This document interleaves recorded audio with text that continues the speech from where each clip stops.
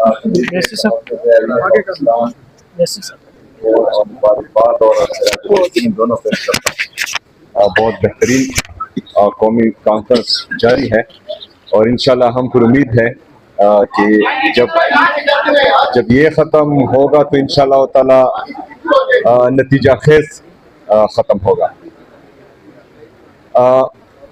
जैसा कि अभी हमारे एक दोस्त ने बोला भी कि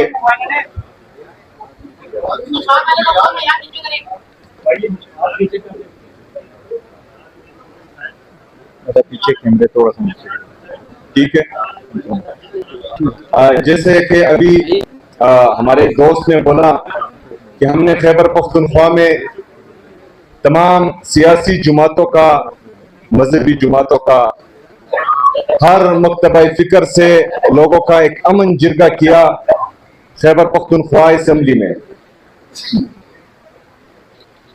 और उन्होंने वजाहत भी की कि अमन जो है वो हम पहले ये समझते थे कि अमन जो है वो सूबाई हुकूमत का काम है कि वो लाए, लेकिन बदकिस्मती से यही तो मसला है कि जो जिसका काम है वही नहीं कर रहा, तो इसलिए हम सब यहां आ भी बैठे हैं। पहली बात। दूसरी बात कि उस जरगे में तमाम मकतबा फिक्र के लोग जमा हुए और वहां पर एक बेहतरीन माहौल में क़याम अमन के लिए 15 नुकाती एजेंडा पेश किया गया, जिस पर तमाम जुमातें, चाहे सियासी हो, मजहबी हो, और हर मकतबा फिक्र के लोग उस पर मुतफिक हुए। लेकिन बदकिस्मती से जिन लोगों को अमन घाटे का सौदा होता है और जिनका जंग में ही खैर होता है, उन्होंने ये सारा प्रोसेस सबोताज करने के लिए जरगे में हमारे आए हुए मेहमान जिनका ताल्लुक पीटीएम से था, उनको असेंबली से बाहर उठा दिया। तो मेरी जब उनसे इस हवाले से बात हुई, मैंने उनको कहा कि एक तो आप लोगों का मसला यह है कि आप लोग जमीनी हकायक से उस तरह बाखबर नहीं रहते जितना सियासी लोग रहते हैं। आप लोग अवाम में इतना नहीं रहते जितना सियासी लोग रहते हैं। तो आप ये चीजें नहीं समझते उतनी जितनी हम समझते हैं, और इसके साथ साथ जब आप समझते नहीं हैं और अगर किसी के कहने पर आप लोगों को उठाते हैं, तो जो आपके एडवाइजर्स हैं वो भी इंतहाई बेवकूफ और नालायक हैं, क्योंकि ये जो कदम आप लोगों ने उठाया है इससे आपकी साख उठेगी नहीं, इससे लोगों के दिलों में आपकी नफरत कम नहीं होगी लेकिन मजीद बढ़ेगी। और इसका नतीजा हमने देखा कि पेशावर यूनिवर्सिटी कैंपस में 78 साल में पहली दफा जो है हमारे इदारे के खिलाफ नारेबाजी हुई, और ये इनकी ये एक बेवकूफाना हरकत की वजह से जो उन्होंने जरगे के बाद की। ये सिर्फ पहला मौका नहीं है कि जहां पर हम अच्छे काम की तरफ जाते हैं और वो गलत मशवरों की वजह से वो उल्टा हो जाता है। इससे पहले जो अभी खैबर पख्तूनख्वा में दहशतगर्दी लाई गई है, इस पर भी हमारे एतराजात थे, और हम पिशावर से लेकर तोरगर कोहिस्तान तक और इधर डीआई खान वजीरिस्तान तक और इधर चतराल और बाजावट तक हम चीखते रहे, चिल्लाते रहे, पूरे पख्तूनख्वा की आवाम, पूरे पख्तूनख्वा की लीडरशिप, कि आप एक दफा फिर इनको ला रहे हैं तो ये आप खैबर पख्तूनख्वा का नुकसान भी कर रहे हैं और पाकिस्तान का नुकसान भी कर रहे हैं।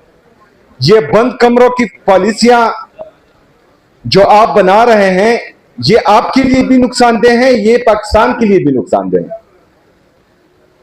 लेकिन पहले हमें यह कहा गया कि ये झूठ बोल रहे हैं, ऐसी कोई बात है ही नहीं।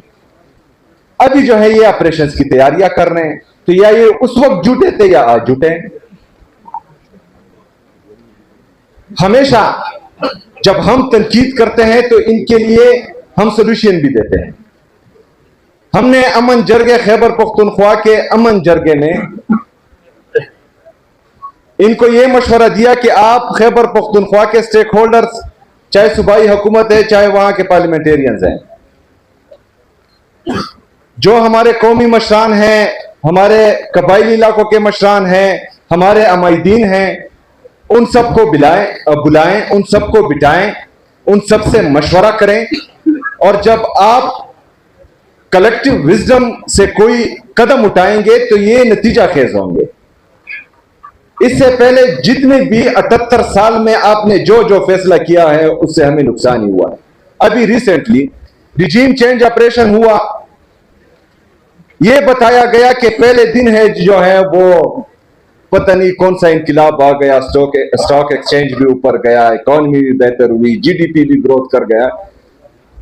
अभी आज 3 साल के बाद हमारा जीडीपी जो है वो 2.6 और 3% के दरमियान जो है ऊपर नीचे हो रहा है। हमारा 3 साल का जो इन्फ्लेशन है वो 50% से 55% के दरमियान चल रहा है। दिन ब दिन महंगाई होती जा रही है, लोगों की परचेजिंग पावर बिल्कुल खत्म हो चुकी है। अनएम्प्लॉयमेंट इतनी है कि अगर आज ये ऐलान करे कि जो जो पाकिस्तान छोड़कर जाना चाह रहा है वो आए, तो 2 करोड़ से ज्यादा लोग जो हैं यहां पर एम्बेसी के बाहर खड़े होंगे। ये आपकी गलत पॉलिसी है। लंदन में बैठकर अगर आप बंद कमरों में रिजीम चेंज ऑपरेशन का फैसला करेंगे तो आपकी मईशत का यह हाल होगा, आपके सूबों का यह हाल होगा। और फिर ऊपर से ऐसे लोग बिठा दें जो एक सूबे के साथ मुसलसल इम्तियाजी सलूक कर रहे हैं। मतलब हमारा एयरफोर्स का जहाज एक वज़ीर-ए-आला को एक सूबे से दूसरे सूबे तक और मुल्क से बाहर लेकर जा रहा है, और दूसरे सूबे का वज़ीर-ए-आला वो उसका पासपोर्ट स्टॉप लिस्ट में है। एक सूबे को तमाम तर वसाइल दिए जा रहे हैं, और IMF ये रिपोर्ट कर रहा है कि 5300 अरब रुपए की करप्शन हुई है और पाकिस्तानी अवाम के हक पर डाका डाला गया है। उस पर तो चुप। ये आज मैंने आप सब के लिए तमाम दोस्तों के साथ खैबर पख्तूनख्वा के जितने बकाया जात हैं वफाकी हुकूमत पर ये आपके सामने हैं।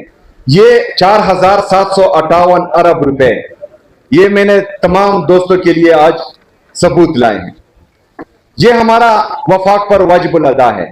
5300 अरब करप्शन जो रिपोर्टेड है IMF की रिपोर्ट में वो कर रहे हैं, लेकिन हमें जो है हमारा हक नहीं दिया जा रहा। एक तो हक नहीं दिया जा रहा, दूसरा खैबर पख्तूनख्वा का वज़ीर-ए-आला सिर्फ अपने लीडर से मिलना चाहता है, वो 10 दफा अडियाला जेल जाता है, उसको मिलने नहीं दिया जाता और बाहर जो है सड़क पर पूरी रात गुजारता है। ये कहां की जमहूरियत, ये कहां की इंसानियत, ये कहां की सियासत है। इसके साथ साथ खुद ही प्रेस कॉन्फ्रेंस करने भी आ जाते हैं कि हमारा लीडर, हमारा कायद जनाब इमरान खान साहब कहते हैं ये नेशनल सिक्योरिटी रिस्क है।